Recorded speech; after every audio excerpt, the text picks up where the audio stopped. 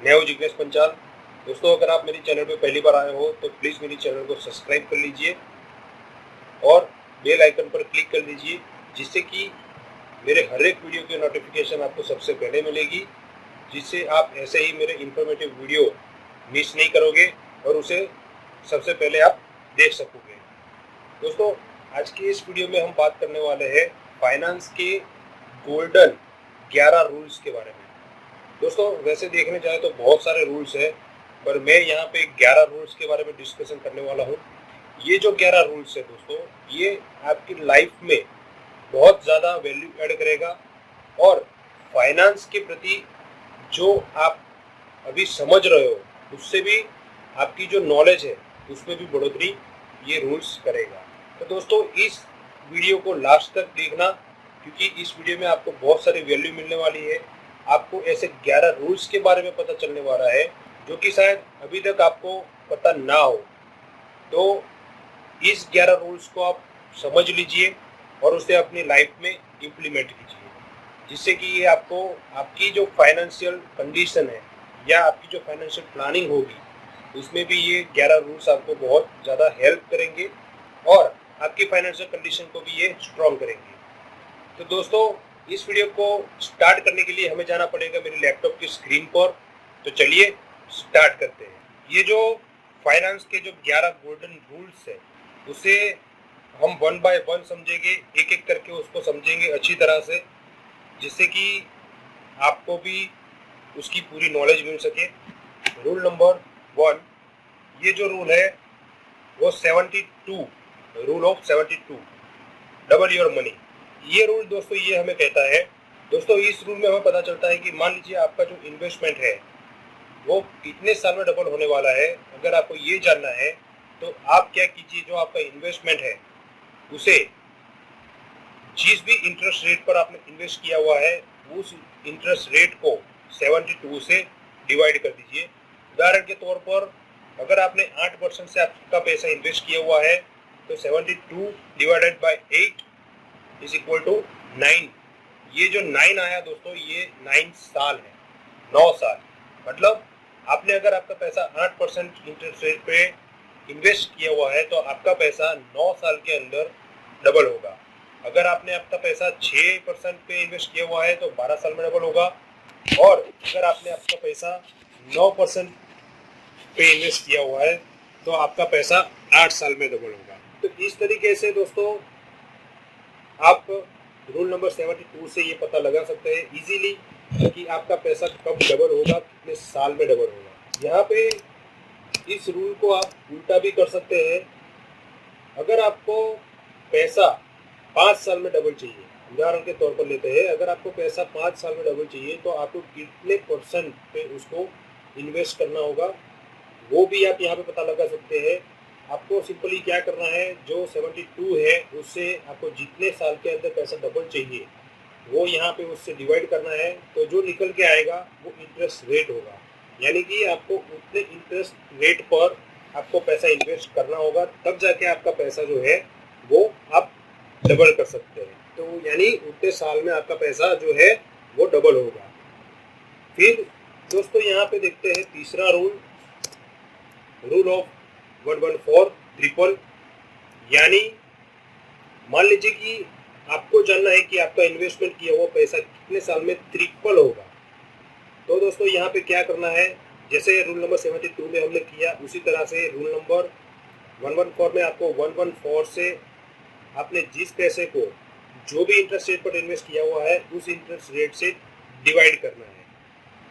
उदाहरण के तौर पर दोस्तों यहाँ पे भी देख लेते हैं कि आपने 12% से अपना पैसा इन्वेस्ट किया हुआ है, तो 114 divided by 12 is equal to 9.5। ये जो दोस्तों 9.5 निकल के आया वो 9.5 ईयर्स में आपका पैसा 3 गुना होगा।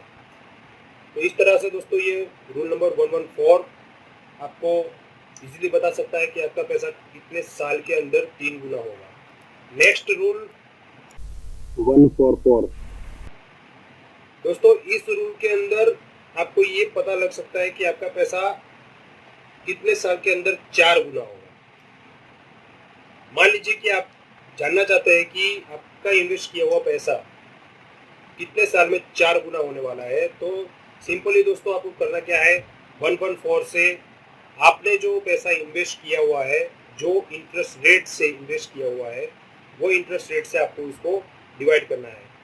मान लीजिए यहाँ पे 12% पे आपने अपना पैसा इन्वेस्ट किया हुआ है, 144 divided by 12 is equal to 12 years, यानी कि आपका जो पैसा है वो 12 साल के अंदर 4 गुना होगा। नेक्स्ट रूल दोस्तों देखते हैं, रूल नंबर 70, रूल ऑफ 70। दोस्तों ये जो रूल है, ये रूल में आपको ये पता लगेगा कि आपका जो अभी का जो करंट आपके पास कुछ फंड है या कुछ इन्वेस्टमेंट है, तो वो कितने साल के अंदर आधा होगा, यानी कि उसका वैल्यू जो है वो 50% हो जाएगा। वो इस रूल में आप पता लगा सकते हैं। मान लीजिए कि आपके पास अभी 1 करोड़ रुपया है आपके पास, और अभी जो महंगाई का दर चल रहा है, जो इन्फ्लेशन रेट चल रहा है, वो 7% के आजू बाजू इन्फ्लेशन रेट है। तो यहाँ पे ये रूल नंबर 70 ये बताता है कि आपके पास जो अभी फंड है, या आपके पास जो इन्वेस्टमेंट है, या आपके पास जो आपने इन्वेस्ट किया हुआ पैसा है, तो वो कितने साल के अंदर हाफ होगा, यानी कि 70 डिवाइडेड बाय जो अभी का इन्फ्लेशन रेट है, करंट इन्फ्लेशन रेट, उसे आपको डिवाइड करना है। तो ये निकल के आता है 10 ईयर्स। अभी का जो इन्फ्लेशन रेट है वो 7% के आजू बाजू चल रहा है, तो 70 divided by 7 is equal to 10 years, यानी कि आपके पास फॉर एग्जांपल अगर आपके पास 1 करोड़ रुपया है, तो वो अगले 10 साल के अंदर उसकी वैल्यू हो जाएगी दोस्तों 50 लाख, यानी कि आपका जो 1 करोड़ है वो कम होके, हाफ होके, वो 50 लाख के आजू बाजू हो जाएगा। तो ये रूल नंबर 70 है। नेक्स्ट रूल देखते हैं दोस्तों, 4% रूल फॉर फाइनेंशियल फ्रीडम।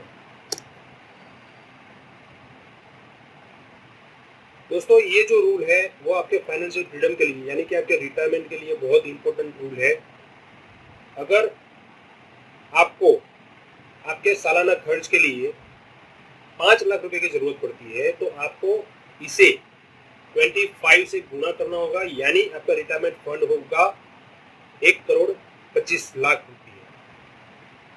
दोस्तों ये जो 1 करोड़ 25 लाख रुपए है, ये आपका रिटायरमेंट फंड हो गया। इसमें से आप हर साल 4% विड्रॉ कर सकते हैं, यानी कि ऑलमोस्ट वो हो गया 5 लाख रुपए।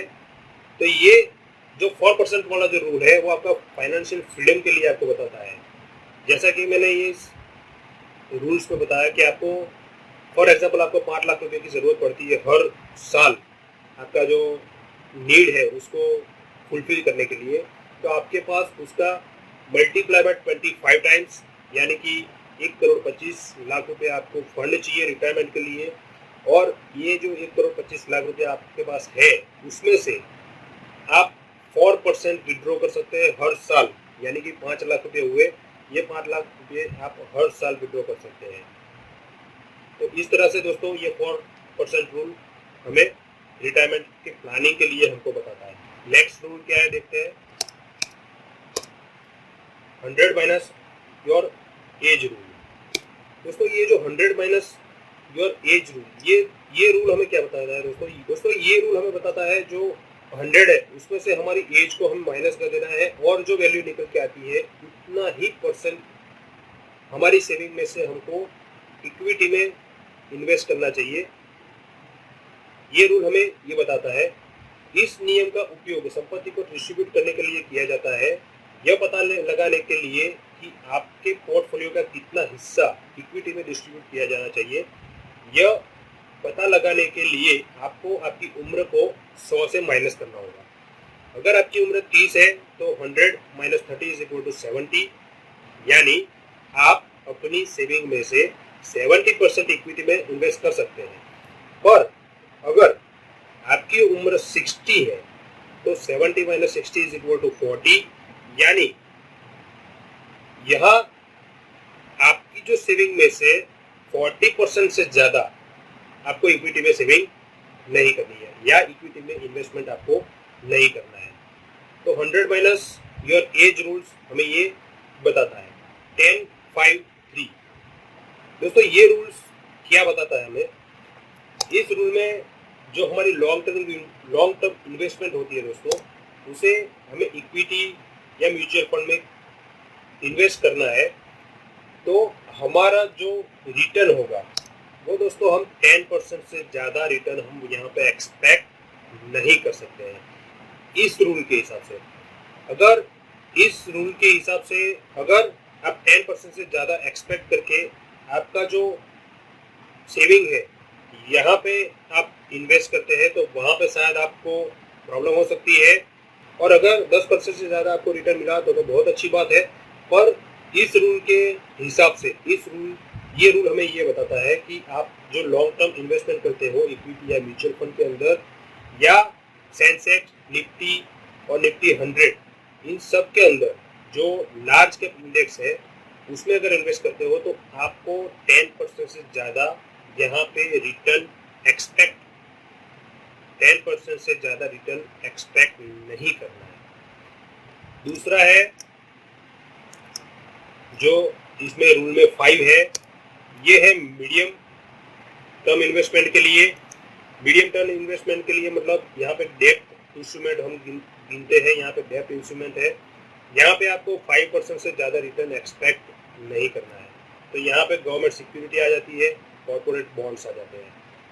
दोस्तों आपको यहाँ पे अगर इन्वेस्ट करना है तो 5% से ज़्यादा आप रिटर्न यहाँ पे एक्सपेक्ट मत कीजिए। अगर उससे ज़्यादा मिल जाता है तो बहुत अच्छी बात है। और अगर आप ये सोच के यहाँ पे इन्वेस्ट करते हैं कि यहाँ पे आपको 8%, 10% या 12% रिटर्न आपको मिलने वाला है, तो प्लीज़ आप यहाँ पे वो एक्सपेक्ट मत कीजिए। 5% इस रूल के हिसाब से आप 5% एक्सपेक्ट करके यहाँ पे इन्वेस्ट कर सकते हैं। और ये भी जो दोस्तों 5% है वो पोस्ट टैक्स होना चाहिए, प्री टैक्स नहीं होना चाहिए। पोस्ट टैक्स ये जो 5% है वो होना चाहिए। नेक्स्ट रूल उसी में से जो लास्ट वाला जो 3 है उसके बारे में है।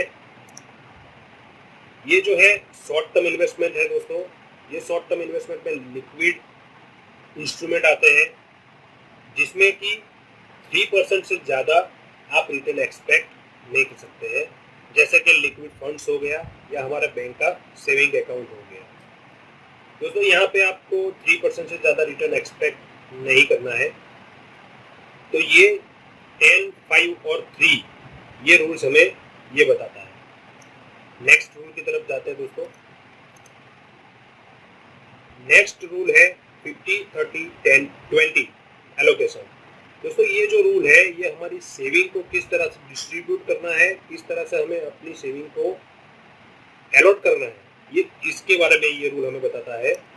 दोस्तों ये जो बताता है जो हमारी इनकम होती है उसे हमें 3 पार्ट में डिवाइड करना चाहिए। पहला जो पार्ट है 50% जो हमारी नीड्स के ऊपर रहेगा, जहाँ पे हमारी पूरी की पूरी नीड रहेगी, जैसे कि ग्रोसरी हो गया, रेंट हो गया, EMI हो गया, ये सब हमारी नीड हो गई। 30% है वो वांट्स है, जैसा कि एंटरटेनमेंट, वैकेशन, ऐसा कुछ हो गया, ये हमारे 30% वांट्स है। फिर जो हमारी सेविंग है उसमें से 20% हमें सेविंग में लगाना चाहिए, जो हमारी इनकम है उसमें से 20% हमें सेविंग में लगाना चाहिए। Equity, mutual fund, debts, FD etcetera etcetera. दोस्तों यहाँ पे इस रूल्स में बहुत सारे फाइनेंशियल प्लानर जो होते हैं, बहुत सारे जो फाइनेंशियल एक्सपर्ट होते हैं वो थोड़ा एक अपडेटेशन देते हैं। तो यहाँ पे ये न्यू रूल्स है 30, 30, 30, 10, 30, 30, 30, 10। ये दोस्तों एक अपडेटेड वर्जन है इस रूल का। तो यहाँ पे हमें 30% इस रूल के हिसाब से हमें जो हमारी इनकम होती है उसे 4 पार्ट में डिवाइड करना है। पहला पार्ट है 30% जो हमारी नीड रहेगी, जहाँ पे हमारी ग्रोसरी, रेंट, इलेक्ट्रिसिटी, ये सब नीड, इस तरह की सारी नीड हम यहाँ पे कवर करेंगे।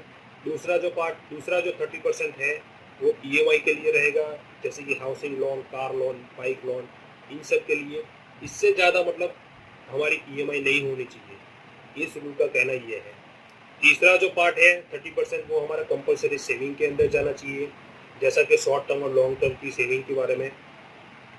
और लास्ट वाला जो 10% है वो हमारी बॉन्ड्स के लिए रहना चाहिए। दोस्तों इस रूल के ऊपर मैंने एक इंडिविजुअल अलग से पूरा एक वीडियो बनाया हुआ है जो यहाँ पे आपको आई बटन पे मिल जाएगा। तो प्लीज़ आप इस रूल को डिटेल में समझना चाहते हैं तो उस वीडियो को देख लेना, वहाँ पे आपको डिटेल में इसकी इंफॉर्मेशन मिलेगी। इसकी लिंक मैं डिस्क्रिप्शन बॉक्स में भी डाल दूंगा, तो वहाँ से भी आप इसकी डिटेल इंफॉर्मेशन आप ले सकते हैं। नेक्स्ट रूल के बारे में दोस्तों समझते हैं। यहाँ पे दोस्तों एटलीस्ट 20% आपकी इनकम में से आपको सेविंग करनी चाहिए, और अगर आप उससे ज़्यादा कर सकते हैं तो बहुत अच्छी बात है। नेक्स्ट रूल के बारे में समझते हैं। 3x और 6x इमरजेंसी रूल। दोस्तों ये इमरजेंसी रूल्स हैं, इमरजेंसी के लिए, मतलब यहाँ पे हमेशा ये रूल के हिसाब से हमेशा अपनी मासिक आय का कम से कम 3 गुना आपात स्थिति के लिए आपातकालीन फंड में डालें, जैसे कि रोजगार का नुकसान, चिकित्सा आपातकाल में ये काम आ सके।